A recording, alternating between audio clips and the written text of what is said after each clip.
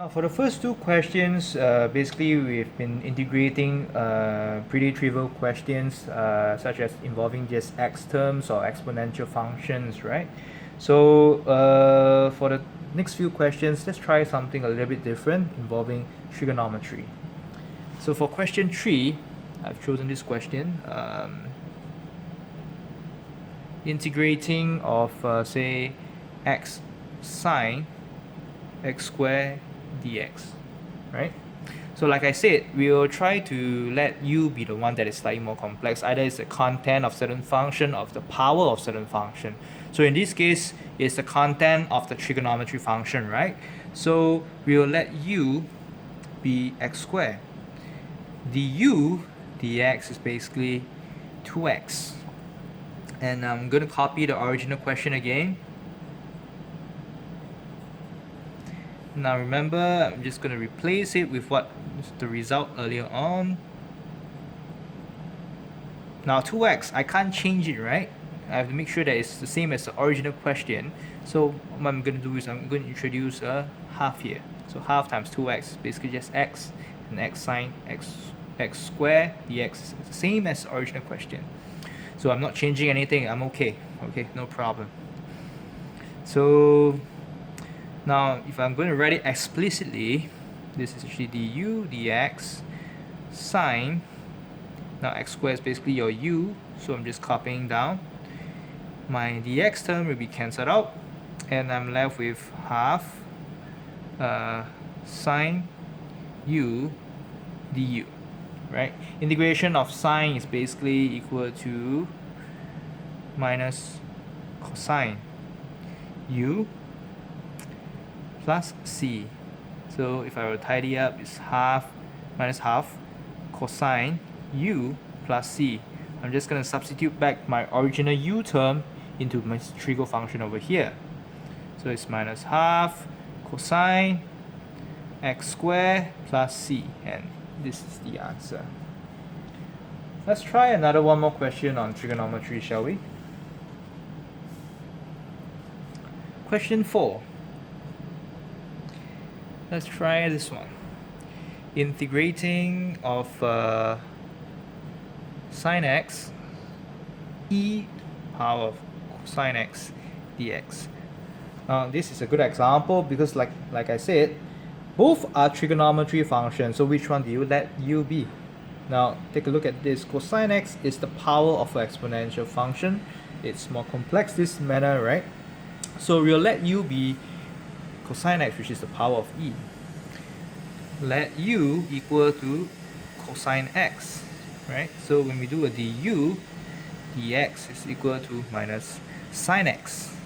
So let me write down the original question one more time. E power of cosine x dx. Now I'm just going to copy down the result which I've got earlier from the differentiation, minus sine x and e to the power of cosine x dx.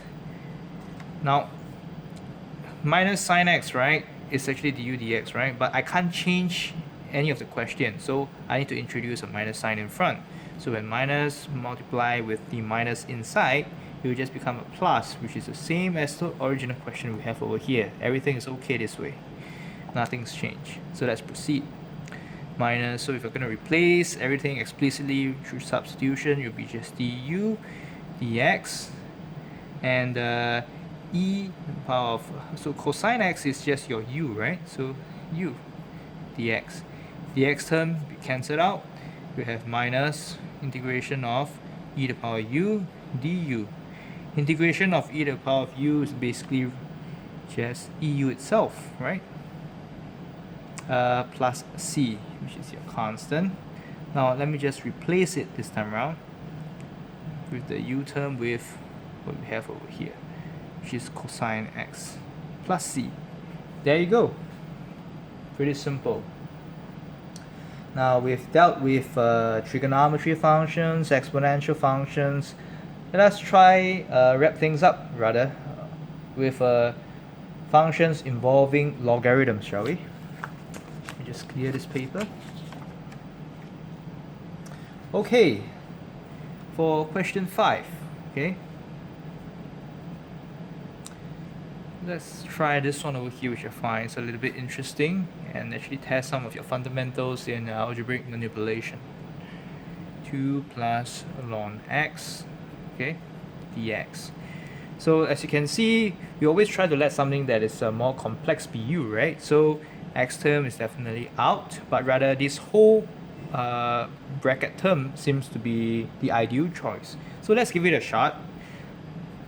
We'll let u equal to this term over here, ln x. The du dx is actually equal to 1 over x, right? So let's copy down the original equation one more time. The expression is actually this. So it's actually equal to...